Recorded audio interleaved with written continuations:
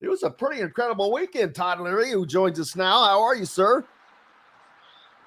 I'm doing great. It was a fantastic 4th of July weekend. So, yeah, it was very comforting, relaxing.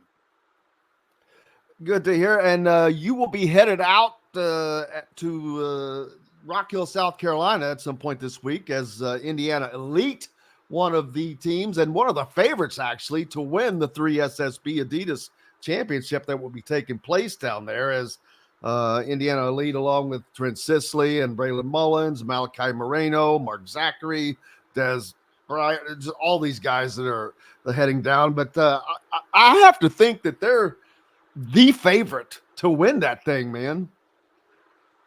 Yeah, I'm sure that they are because they're undefeated at this point. But, I mean, in the AAU circuit, truly, you can lose any game. Like these guys have put themselves in a great position seeding wise, and they should make it through the first round or two. I don't want to say easily, but maybe a little bit easily. But then after that, everybody's good. Like all of the teams are good.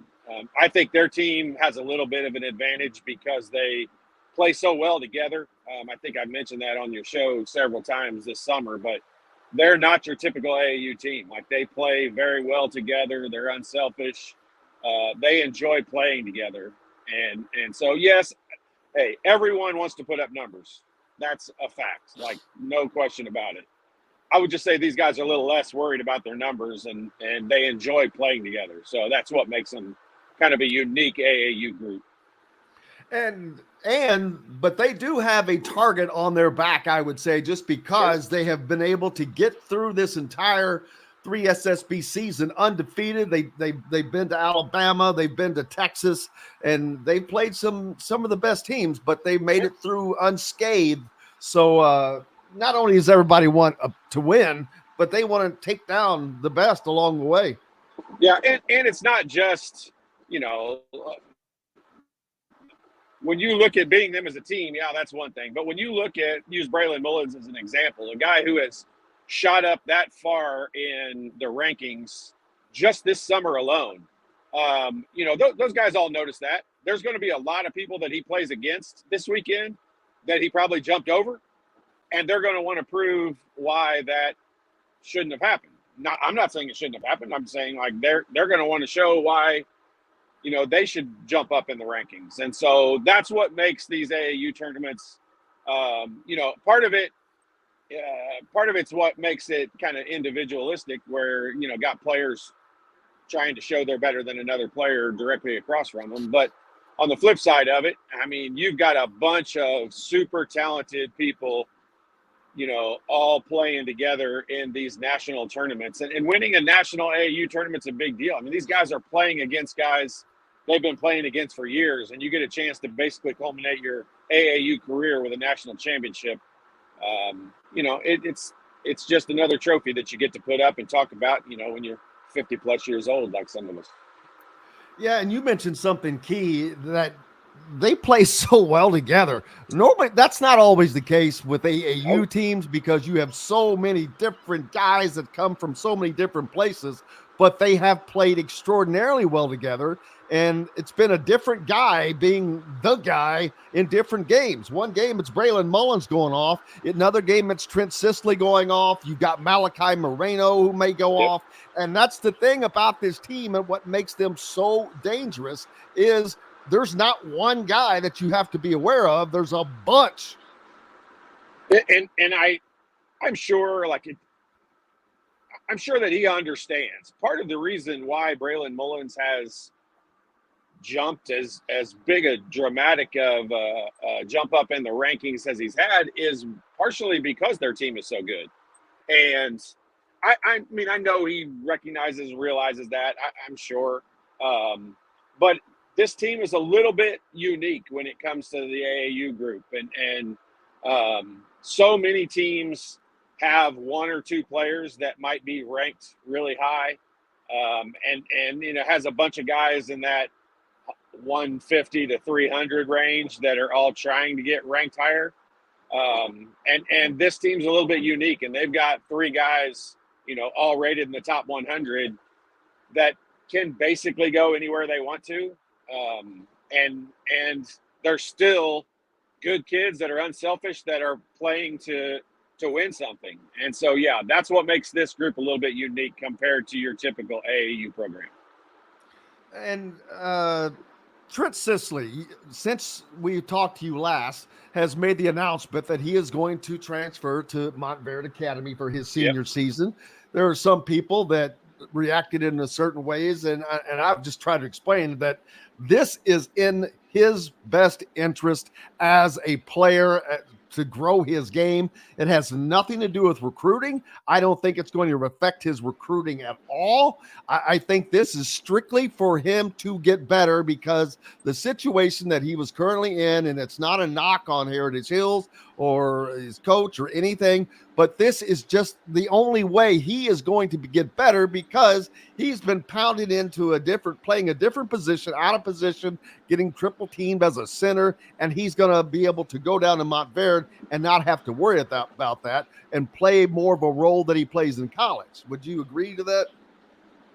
That's the main reason why you do it, why you go do what he's doing. And look, like I always say this, like those same people, and I've read some of the critics as to, they're trying to defend high school basketball. And I get it. I understand the argument. I understand what they're saying.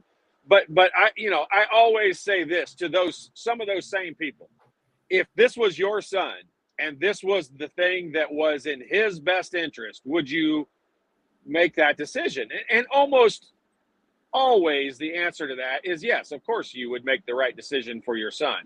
And so there's a little hypocritical, and I think people criticizing the move and that stuff, and a lot of people just don't understand all the factors that go into it. And look, he's going to play a different position in college than what he would have and has played at Heritage Hills. That's a fact. And right now, going to Montverde, you are basically giving yourself a year of training and transitioning into playing the position that you are going to play in college. He's going to be a 2/3 in college. And at Heritage Hills, he's a 5-man. I mean, they could pretend like they play him at a 4 even sometimes, but they don't. They play him as the center. And that's not a knock on Heritage Hills. That's what every high school program would do, just right along with what you're saying. But I mean, this is a decision that is a good decision for Trent Sisley. Do we like it? No, because we want to be able to say, Indiana high school basketball has blank talent, and it's got a ton of good talent.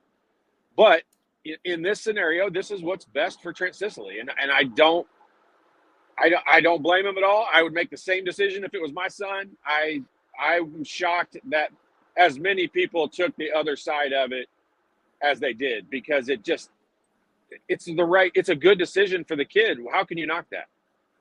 I think there's just too many assumptions made now these days, because there are a lot of kids that do things for reasons that we question. This is just not one of them, if you know about this situation.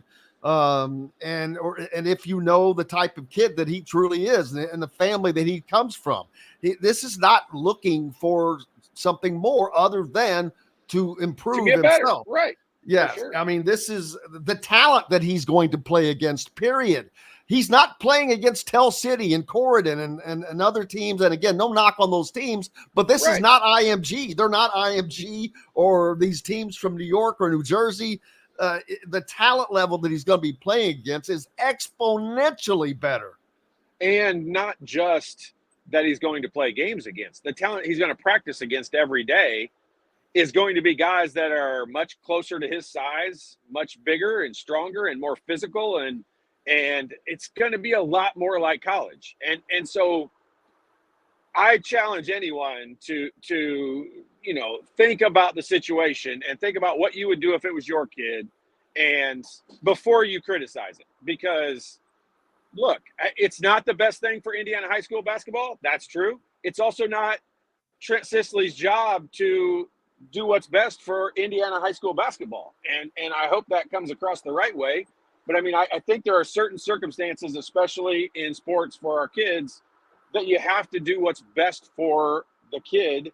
And in this case, there isn't any question that going to play against that talent on a regular basis and practice against it every day is the best move for him. I just think it's a good overall move. Does it suck for Indiana high school basketball? Sure, it does.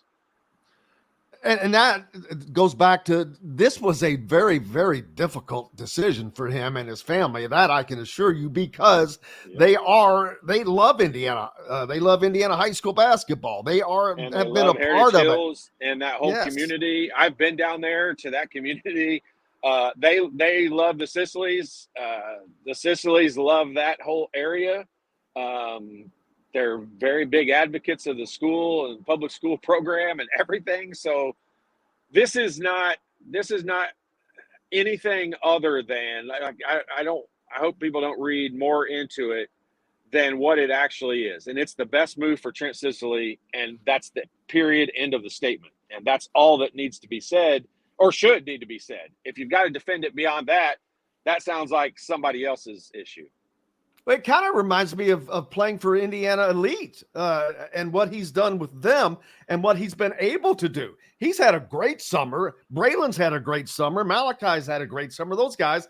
But it's because they've been able to play off of each other and not get double and triple teamed or whatever. And that's how you get better at what you're doing. So it's kind of similar to what he's doing at the Indiana Elite, but this is going to be an extension of that. Yeah, I mean, no doubt about it. It's a good decision for him. And I mean, we're defending it for him. I don't know that they feel like they need to defend anything, but I will just say, like, it's the right decision for him. Yes, it sucks for Indiana high school basketball, but that's just the reality of where, I mean, these programs didn't exist, 30 years ago. And now there are several of them, and they get to play, he'll get to travel all over the country, just kind of like what it's going to be in college. It's almost like a little training program for what it's going to be like in college. And how can you fault a kid for being able to take advantage of an opportunity that, a lot of kids don't have. And it's a big deal. And it's a good thing for him. And again, like I said, it sucks for Indiana high school basketball, but it's a good move for Trent Sicily. So how could someone have a problem with it? I don't get that. Yeah, it's just not being informed enough on the situation. Yeah. Later on, I talked about you're going to get the chance to see these guys play Indiana Elite as they go on and try to win the 3SSB championship. When you go into that situation, I mean, they've been playing all spring, all summer. They've had a break here, but now it's time to get back together and focus on that. This is a big time deal winning this, because the best players in the country, for the most part, are in this tournament. Yeah, I mean, there's 3 big tournaments, and obviously the Nike and the Adidas one, I think, kind of stand out amongst being identified as the best, summer AAU tournaments nationally. And so these guys have a chance to win one of those tournaments, and kids kind of choose what team they're going to be on. The state of Indiana is kind of dominated by Indiana Elite program, which is an Adidas program. And, that is rightfully so. The Elite program has put themselves in a position to dominate the state.